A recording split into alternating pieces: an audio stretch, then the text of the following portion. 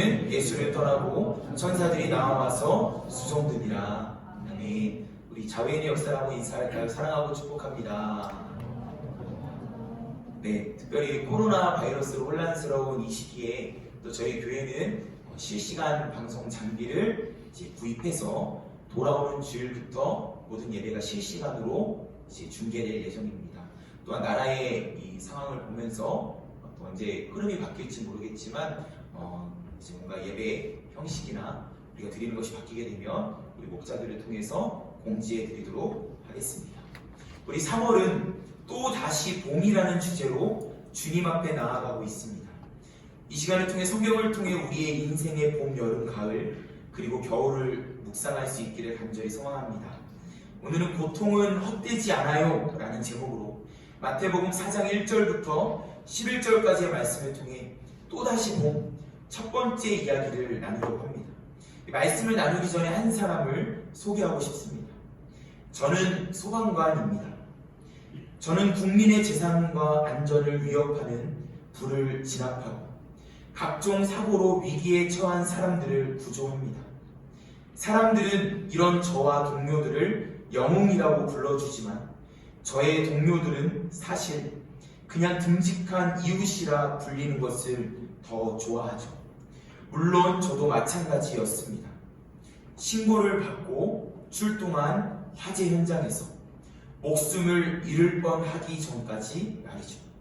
그 일이 있기 전까지의 저는 투철한 직업의식으로 물, 불을 가리지 않는 소방관이었지만 죽음의 문턱에서 시작된 생각이 저를 바꾸어 놓았습니다. 이러다가 갑자기 죽어버리면 어떡하지? 아무리 간절했던 꿈이라도 그렇게 죽어버리면 너무 억울하잖아요. 하지만 저는 이런 생각이 저를 괴롭히는 것을 용납할 수 없었습니다. 저도 사람이니 죽음이 두려운 건 어쩔 수 없었지만 죽음을 억울해하는 소방관만큼은 되고 싶지 않았으니까요. 그래서 결심했습니다. 저에게 어떤 일이 벌어져도 억울하지 않도록 후회 없이 재미있는 인생을 만들어 보자고. 그렇다고 일을 대충 하거나 거창한 변화를 시도한 건 아니었습니다. 저에게 주어진 업무와 임무는 전보다 더 열심히 수행해 동료들의 신의를 얻고 내가 좋아하는 책을 소방서 한켠에 가져다가 놓거나 평소 관심이 있던 빅데이터 분석을 업무에 적용하는 등 아주 작은 변화를 주었을 뿐이었습니다. 다만 이 작은 변화가 화재 위험이 높은 지역을 찾아내는 데이터 지도를 만들어 관련 시설을 설치하거나 규제를 개선하도록 도왔습니다. 동료들은 이런 저를 보며 말했습니다. 왜 시키지도 않은 일에 힘을 빼니? 일만 하지 말고 내 삶도 좀 챙겨. 하지만 저는 피곤하지 않았습니다. 아니 오히려 너무 즐거웠기에 여러분에게도 권하고 싶습니다. 요리, 독서, 게임, 영화, 음악 무엇이든 상관없으니 좋아하거나 잘하는 게 있다면 회사에 가져가 보라고. 그렇게 벌인 일은 당신을 영웅으로 만들어주거나 고가에 반영되는 실적이 되진 않을지라도 분명 의미 있는 변화를 만들어 줄 테니까요. 어떻게 하면 업무의 취미를 녹여낼지 고민하는 사이 너무 재미있어져서 출근을 기다렸던 저처럼 말이죠. 말씀을 전하기 전에 한 사람을 소개한 이유가 있습니다. 그리스도인에게도 삶의 자리에서 의미를 부여하는 것은 중요하기 때문입니다. 여기서 우리는 이런 질문을 해야 합니다. 어떻게 하면 그리스도인은 삶의 자리에서 의미를 부여할 수 있을까라고 말이죠. 성경은 이 질문에 이렇게 답합니다. 삶의 자리에서 하나님의 뜻과 마음을 발견하면 된다라고 말이죠.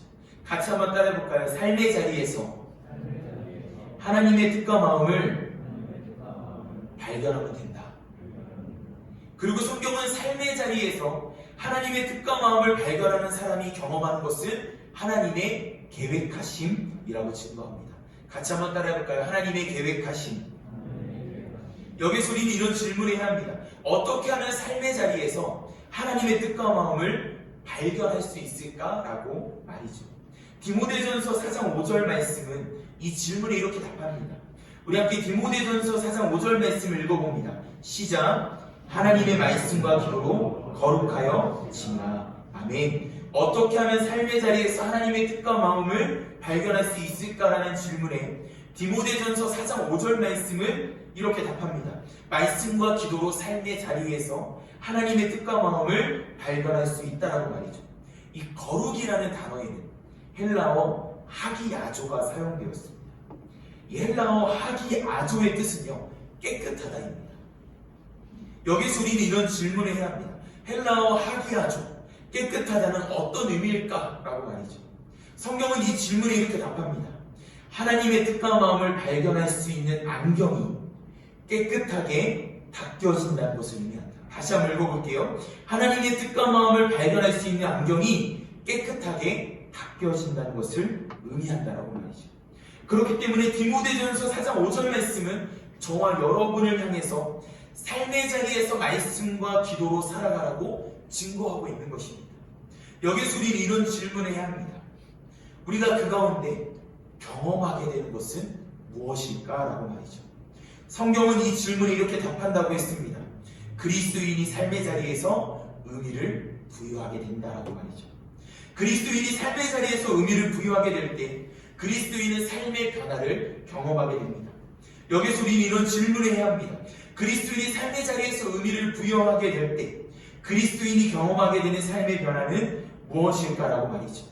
우리 함께 히브리서 4장 12절 말씀 우리 함께 읽어볼까요? 시작. 하나님의 말씀은 살아있고 활력이 있어 좌우의 날선 어떤 것보다 예리하여 혼과 영과 및 관절과 골수를 찔러 쪼개기까지 하며 또 마음의 생각과 뜻을 판단하나니.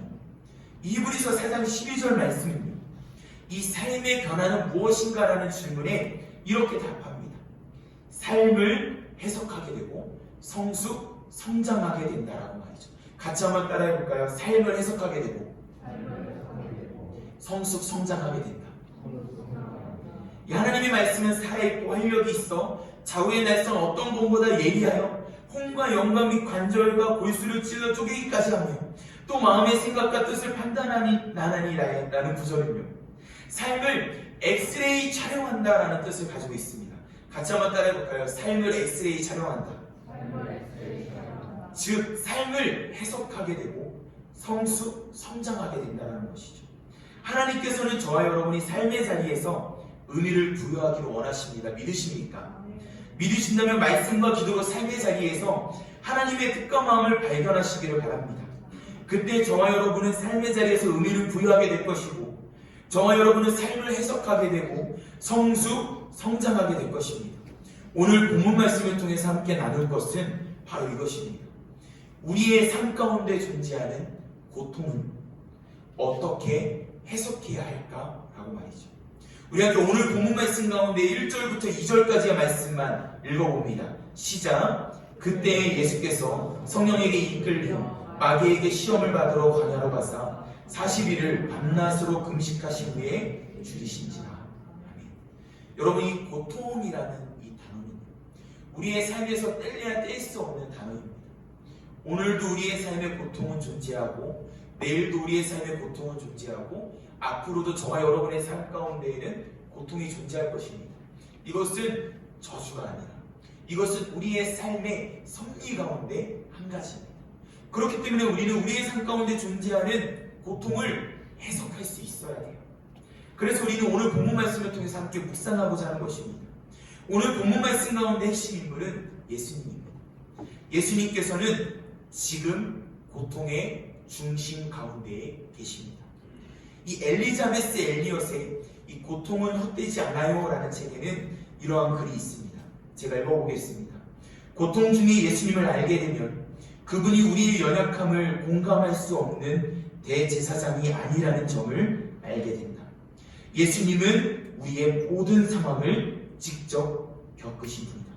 그렇습니다. 예수님은 우리의 모든 상황을 직접 겪으신 분이십니다. 예수님께서는 지금 고통의 중심 가운데에 계십니다. 오늘 우리가 집중할 것은 고통의 중심 가운데에 계신 예수님의 시선입니다. 예수님께서는 말씀과 기도로 삶의 자리에서 하나님의 뜻과 마음을 발견하셨습니다. 그리고 하나님을 향해 시선을 두셨고 하나님의 계획하심에 집중하셨습니다. 여기서 우리는 이런 질문을 해야 합니다. 하나님께서는 고통을 통해서 무엇을 계획하실까라고 말이죠. 성경은 이 질문에 세 가지로 답합니다. 첫 번째는 고통을 통해서 하나님께서는 우리가 가지고 있는 사고의 틀을 무너뜨리신다는 것입니다. 우리 함께 따라 읽어볼까요? 시작. 고통을 통해 하나님께서는 우리가 가지고 있는 사고의 틀을 무너뜨리신다. 여기에서 우리는 이런 질문을 합니다. 사고의 틀은 왜 무너져야 할까? 라고 말이죠. 성경은 이 질문에 이렇게 답합니다.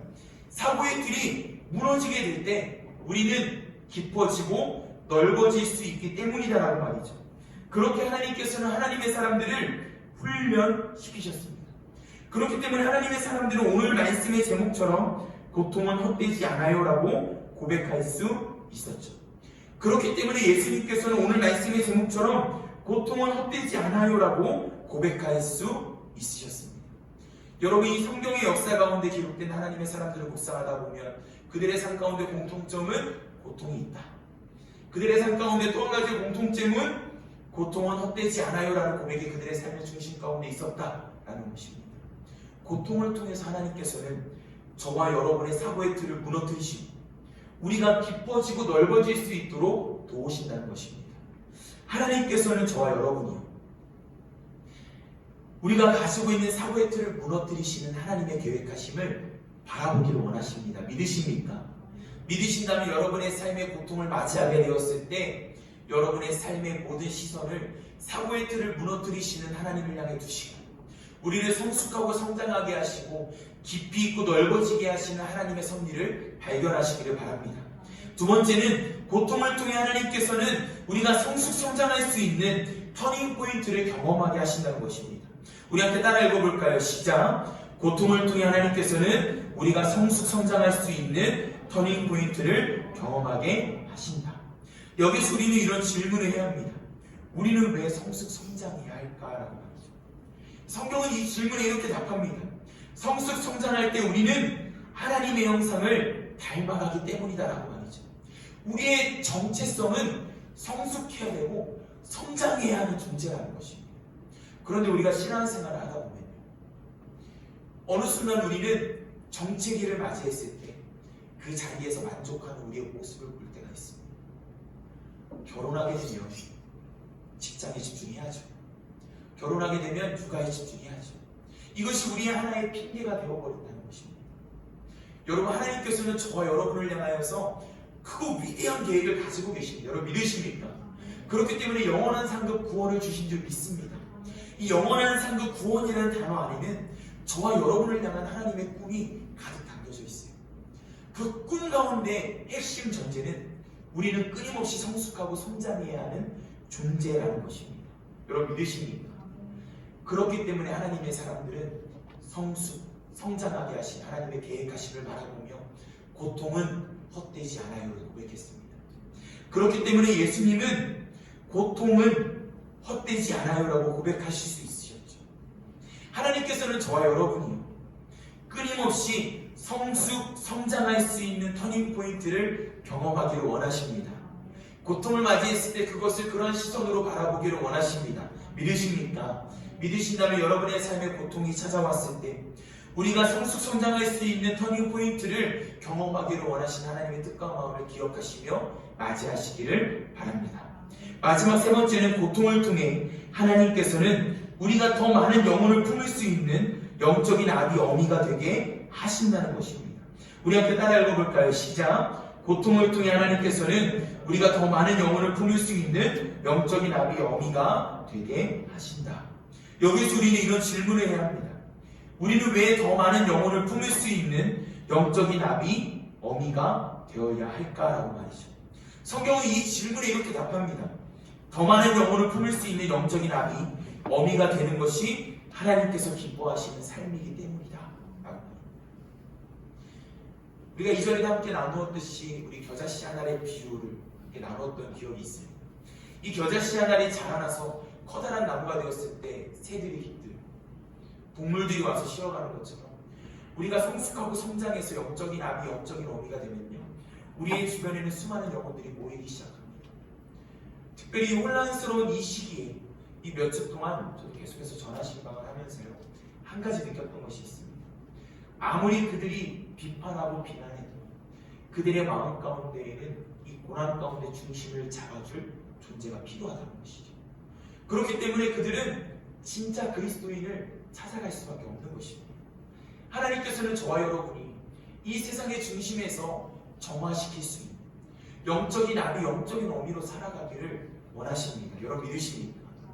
여러분, 혼란스러운 때일수록, 이 마지막 때가 다가올수록 이 그리스도인 사이에는 진짜와 가짜가 나눠지기 시작합니다. 진짜는 점점 더 단단해지고 깊어지고 넓어지는데, 가짜는요, 마음이 떠나지고 우리의 뿌리가 흔들려 버립니다. 하나님께서는 저와 여러분이 진짜로 살아가기를 원하십니다. 여러분 믿으십니까? 여러분, 지금 이 자리에 나왔다고 진짜라는 것이 아닙니다. 삶의 예배가 단단해지고, 비록 이 자리에 없을지라도 예배를 드릴 수 있는 그리스도인이라면 진짜라고 하나님께서 이야기하고 계십니다. 그렇게 하루하루를 살아가다 보면, 그 어디나 하늘나라를 누리다 보면은 우리는 영적인 아비, 영적인 어미로 성장하게 된다는 것입니다. 하나님의 사람들을 그렇게 훈련시키셨습니다. 하나님의 사람들은 그러한 관점에서 고통은 헛되지 않아요라고 고백했습니다. 예수님께서도 그러한 관점에서 고통은 헛되지 않아요라고 고백하실 수 있었죠. 그렇게 예수님께서는 지금 고통의 중심 가운데 계십니다. 오늘 우리가 집중할 것은요, 고통의 중심 가운데 계신 예수님이 고통을 극복하시는 세 가지 방법입니다. 여기에서 우리는 이런 질문을 해야 합니다. 왜 예수님께서는 고통을 맞이하셨을까? 라고 말이죠. 성경은 이 질문에 이렇게 답합니다. 그리스도인으로 살아가는 우리에게 고통을 극복하는 방법을 알게 하기 위해서다라고 말이죠. 여러분, 왜 그렇습니까? 예수님은 고통받지 않으셔도 되는 분이에요. 하나님의 아들이시기 때문입니다. 여러분 믿으십니까? 그런데 왜 굳이 그분이 고통을 맞이하셨을까요? 이 40일 동안 금식하시면서, 이 마귀에게 시험당하시면서, 또한 이 공생의 기간 동안 왜 고통을 맞이하셨을까요? 이미 우리에게 그 길을 보여주시기 위해서, 고통을 맞이하는 저와 여러분에게 나아갈 길을 알려주게 하기 위해서 우리에게 미리 이 고통을 겪으시고 우리에게 그 방법을 알려주시는 것이라는 것입니다. 이 예수님이 고통을 극복하시는 오늘 본문 말씀 가운데 기록된 첫 번째 방법은 바로 말씀으로 고통을 맞이하는 것입니다. 우리 함께 따라 읽어볼까요? 시작! 말씀으로 고통을 맞이하는 것. 우리 함께 오늘 본문 말씀 가운데 4절 말씀만 읽어봅니다. 시작! 예수께서 대답하여 이르시되 기록되었으되 사람이 떡으로만 살 것이 아니요 하나님의 입으로부터 나오는 모든 말씀으로 살 것이라 하였느니라 하시니. 아멘. 마귀는 40일을 밤낮으로 금식하신 예수님에게 이렇게 시험합니다. 내가 만일 하나님의 아들이거든 명하여 이 돌들을 떡덩이가 되게 하라 라고 말이죠. 그때 예수님께서는 이렇게 답하십니다. 이르시되 기록되었으되 사람이 떡으로만 살 것이 아니요 하나님의 입으로부터 나오는 모든 말씀으로 살 것이니라 하였느니라 라고 말이죠. 예수님께서는 그렇게 말씀으로 고통을 맞이하셨습니다. 여기서 우리는 이런 질문을 해야 합니다. 예수님께서는 왜 말씀으로 고통을 맞이하셨을까라고 말이죠. 성경은 이 질문에 이렇게 답합니다. 말씀이 고통으로부터 승리할 수 있는 유일한 방법이기 때문이다 라고 말이죠. 그렇기 때문에 예수님께서는 말씀으로 고통을 맞이하신 것입니다. 그렇기 때문에 그리스도인으로 살아가는 우리는 말씀으로 고통을 맞이해야 합니다.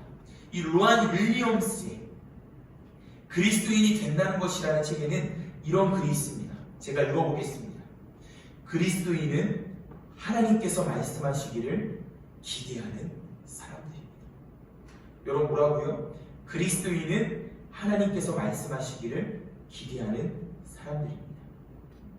여러분 그 이유는 무엇입니까? 말씀이 고통으로부터 승리할 수 있는 유일한 방법이기 때문입니다. 여러분 그렇기 때문에 오늘 본문 말씀은 저와 여러분에게 이렇게 질문하고 있어요. 여러분은 무엇으로 살아가고 있는지, 여러분은 말씀으로 살아가고 있는지 저와 여러분에게 질문하고 있는 것이죠.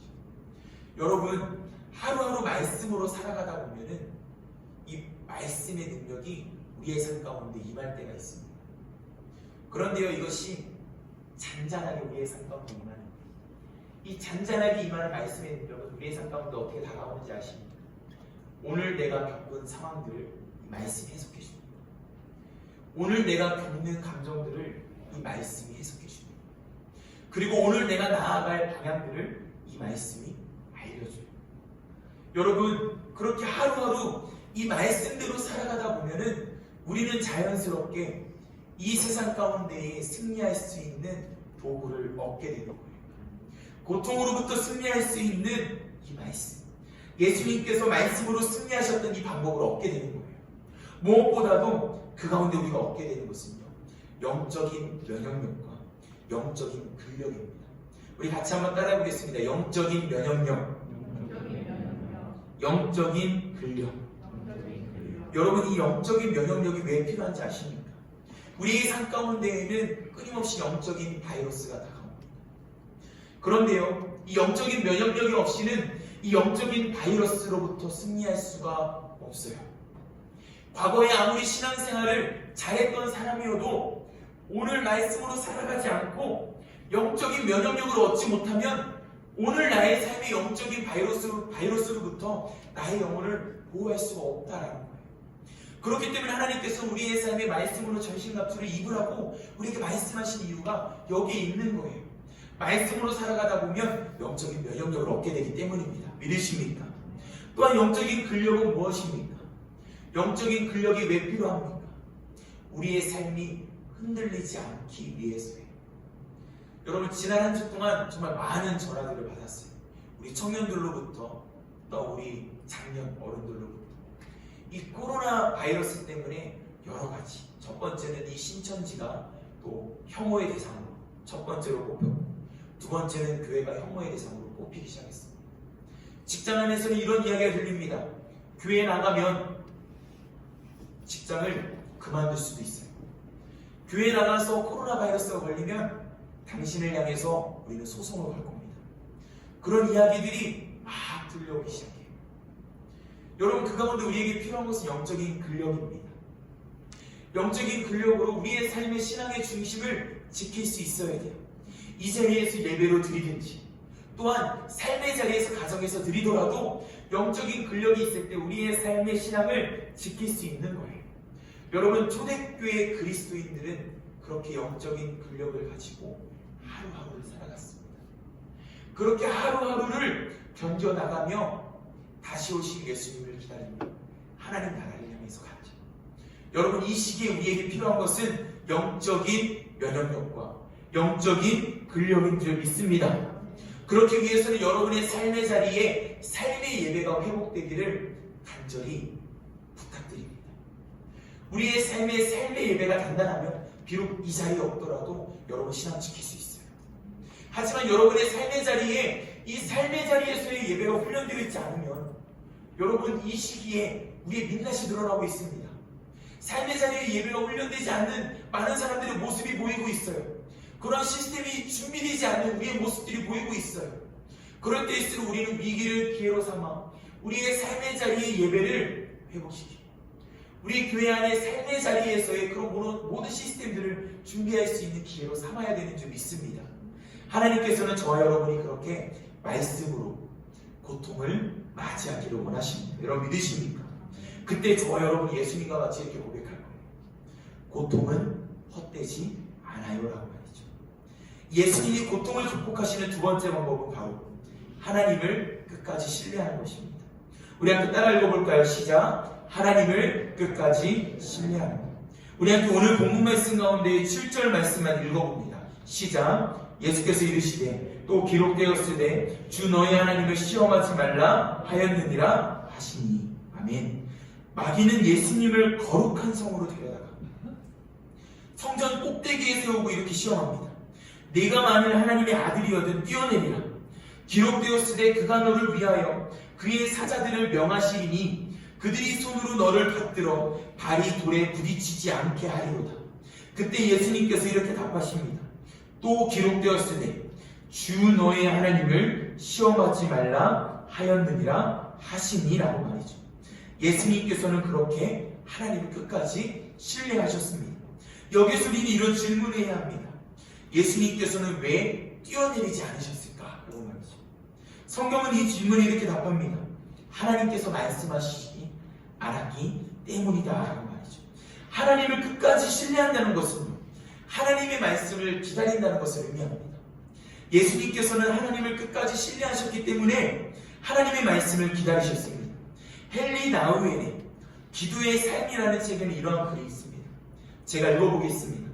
그리스도인의 삶을 산다는 것은 세상 안에 살되 세상에 속하지 않는다는 뜻이다. 내면의 자유는 그 고독 속에서 자란다. 예수님은 한적한 곳으로 기도하러 가셨다. 자신의 모든 권세가 위로부터 주어진 것이고 자신의 모든 말이 아버지께로 온 것이며 자신의 모든 일이 실은 자신의 일이 아니라 자신을 보내신 분의 일이라는 사실을 그 고독한 곳에서 더욱 깊이 인식하신 것이다. 예수님께서는 하나님을 끝까지 신뢰하셨기 때문에 하나님의 말씀을 기다리셨습니다. 그렇기 때문에 그리스도인으로 살아가는 우리는 하나님을 끝까지 신뢰해야 합니다. 하나님을 끝까지 신뢰하는 자에게 주어진 축복은 하나님의 때이기 때문입니다. 같이 한번 따라해볼까요? 하나님의 때. 예수님께서는 하나님을 끝까지 신뢰하셨기 때문에 하나님을 끝까지 신뢰하는 자에게 주어지는 축복, 하나님의 때를 경험하실 수 있었습니다. 우리 지난 한 주 말씀 묵상을 통해 저는 솔로몬의 삶을 묵상해 보면 이 하나님을 끝까지 신뢰하는 자로 살아가고 하나님을 끝까지 신뢰하는 자에게 주어지는 축복을 경험한 솔로몬이 하나님의 때를 경험하게 되는 것을 묵상하게 되었습니다. 그리고 그 가운데 한 구절을 주목하게 되었는데 우리 함께 열왕기상 6장 1절 말씀 읽어볼까요? 시작. 이스라엘 자손이 애굽 땅에서 나온 지 480년이요 솔로몬이 이스라엘 왕이 된 지 4년 15월 곧 둘째 달에 솔로몬이 여호와를 위하여 성전 건축하기를 시작하였더라. 아멘. 바로 솔로몬이 여호와를 위하여라는 구절이었습니다. 같이 한번 따라해볼까요? 솔로몬이 여호와를 위하여. 여러분 이 구절 안에는 솔로몬의 인생의 목적이 분명히 기록되어 있습니다. 솔로몬이 여호와를 위하여. 솔로몬이 어떻게 하나님의 때를 맞이할 수 있었을까요? 솔로몬이 여호와를 위하여 살아갔기 때문입니다. 하나님께서는 저와 여러분의 삶의 흔적에 저와 여러분의 이름이 솔로몬과 같이 솔로몬이 여호와를 위하여, 정선민이 여호와를 위하여 여러분의 이름이 이 구절로 남기를 원하십니다. 여러분 믿으십니까?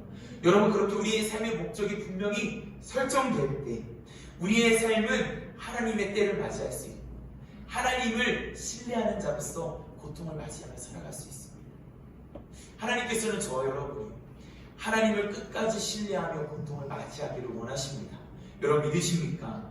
믿으신다면 하나님을 끝까지 신뢰하며 고통을 맞이하고 고통은 헛되지 않아요 라고 고백할 수 있는 저와 여러분의 삶이 되기를 주님의 이름으로 축원합니다. 예수님이 고통을 극복하시는 마지막 세 번째 방법은 그럼에도 불구하고 하나님을 예배하는 것입니다. 우리 함께 따라 읽어볼까요? 시작. 그럼에도 불구하고 하나님을 예배하는 것. 우리 함께 오늘 본문 말씀 가운데 10절 말씀만 읽어봅니다. 시작. 이에 예수께서 말씀하시되 사탄아 물러가라. 기록되었으되 주 너의 하나님께 경배하고 다만 그를 섬기라 하였느니라. 아멘. 마귀는 예수님을 지극히 높은 산으로 데려가서 천하만국과 그 영광을 보여주며 이렇게 시험합니다. 만일 내게 엎드려 경배하면 이 모든 것을 내게 주리라라고 말이죠. 그때 예수님께서는 이렇게 답하십니다. 사탄아 물러가라. 기록되었으되 주 너의 하나님께 경배하고 다만 그를 섬기라 하였느니라 라고 말이죠. 예수님께서는 그렇게 그럼에도 불구하고 하나님을 예배하셨습니다. 여기서 우리는 이런 질문을 해야 합니다. 예수님께서는 왜 그럼에도 불구하고 하나님을 예배하셨을까라고 말이죠. 성경은 이 질문에 이렇게 답합니다. 예배 가운데 우리는 하나님의 계획하심을 발견할 수 있기 때문이다 라고 말이죠. 여러분 그렇지 않습니까? 우리의 삶에 하나님의 계획하심을 발견할 때는 언제입니까? 우리가 아까 찬양할 때도 고백했던 것처럼 부르신 곳에서 나는 예배하네. 이 예배 가운데 우리가 하나님의 그 면전 앞에 섰을 때 우리가 보게 되는 것은 하나님의 계획하심 아닙니까? 그토록 한 주 동안 끙끙 앓으면서 왜 나에게 이런 일이 생겼을까? 이번 한 주 동안 나에게 다가온 이 고통의 의미는 무엇일까라는 그 고민을 가지고 끙끙 안고 이 예배 자리에 왔을 때 우리에게 보여주시는 하나님의 계획하심, 저는 이 자리에 있는 우리 모두가 경험하고 있을 것이라고 믿습니다. 여러분 믿으십니까? 그렇기 때문에 우리의 삶에 이 예배는 놓을 수 없는 것입니다. 이 사랑하는 성청목장 여러분의 삶에 예배는 안전한지 스스로 한번 점검해 보시기 바랍니다.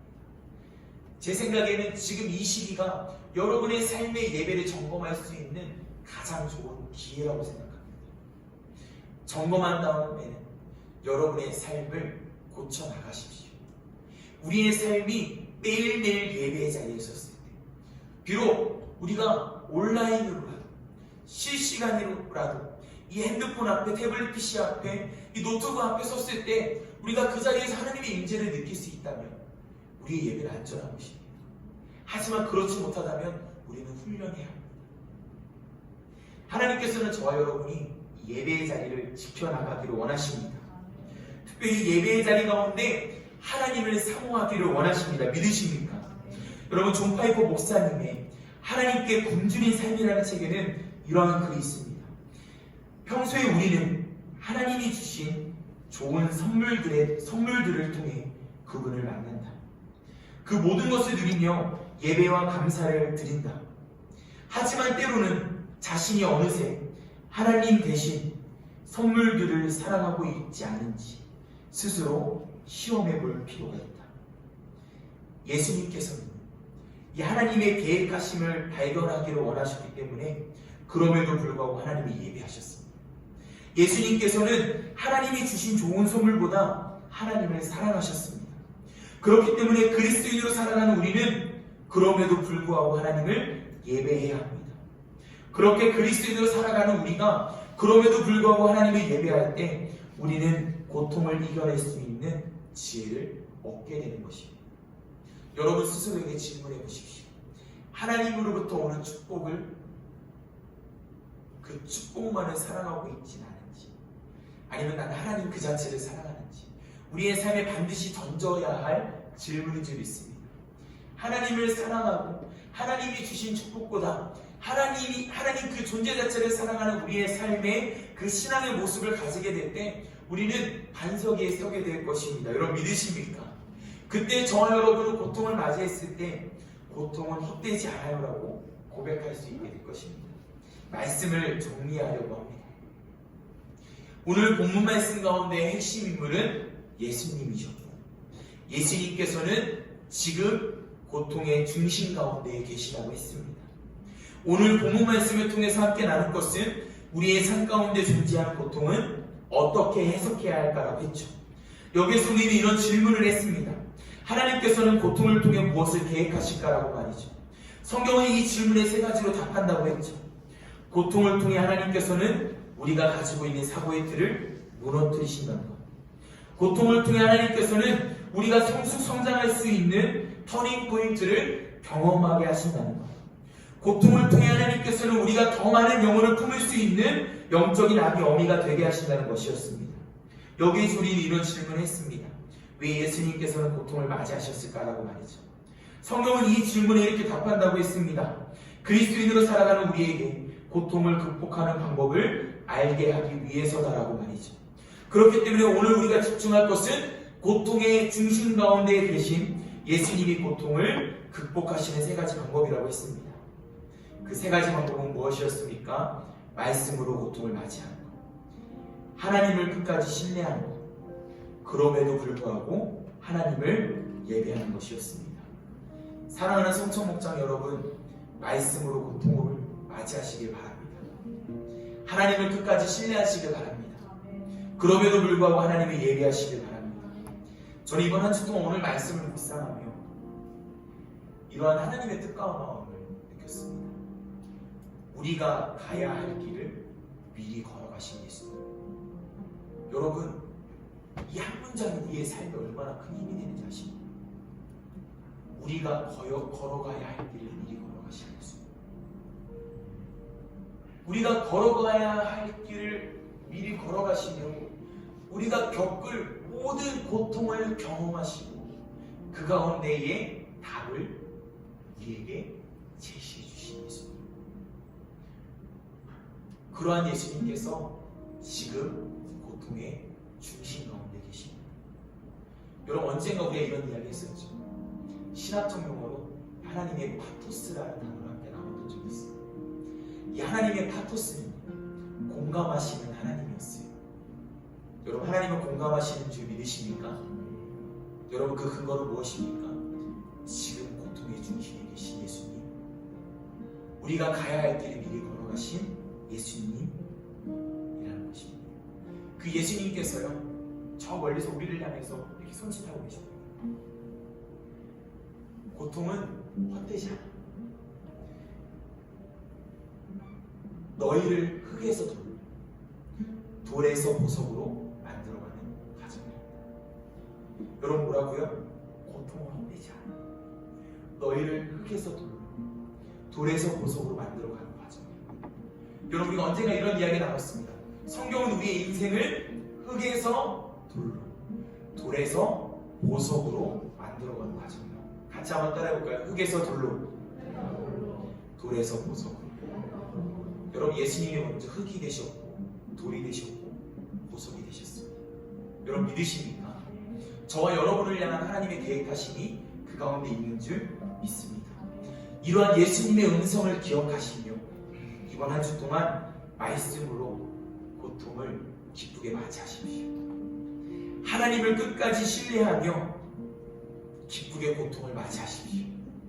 그럼에도 불구하고 하나님을 예배하며 예수님과 같이 기쁘게 고통을 맞이하시는 저와 여러분이 되기를 주님의 이름으로 축원합니다. 이러한 시선으로 주님 앞에 나아갈 때 우리의 삶을 흙에서 돌로 바꾸시고 돌에서 보석으로 바꾸시는 하나님의 계획하신 우리의 삶 가운데 임하게 될 줄 믿습니다. 그러기 위해서 이번 한 주 동안 여러분에게 한 가지 키워드를 드리려고 합니다. 이 시국의 가장 중요한 단어인 것 같아요. 바로 함께입니다. 같이 한번 따라해볼까요? 함께. 여러분, 이 시국에 보면은 어떤 이들은 이 시국을 핑계 삼아 관계를 정리하고 있는 것 같아요. 어떤 이들은 이 시국을 삼아 하나님과의 관계를 정리하고 있는 것 같아요. 여러분, 우리 함께 이겨냅시다. 함께 고통을 맞이합시다. 함께 흙에서 돌에서 보석으로 성장합시다. 함께의 가치가 있을 때 우리의 삶의 성장 속도는 30배, 20배, 100배의 속도가 이루어지게 될 거예요. 이것이 하나님 나라의 원리인 줄 믿습니다. 이번 한 주 동안 그렇게 살아가는 저와 여러분이 되기를 주님의 이름으로 축원합니다. 우리 함께 일어나서 찬양했으면 좋겠습니다. 우리 나의 하나님이라는 찬양입니다. 고통은 헛되지 않아. 너희를 흙에서 돌에서 보석으로 만들어가는 과정이란다 라고 말씀하시는 예수님의 음성을 기억하며 우리 나의 하나님을 찬양합시다.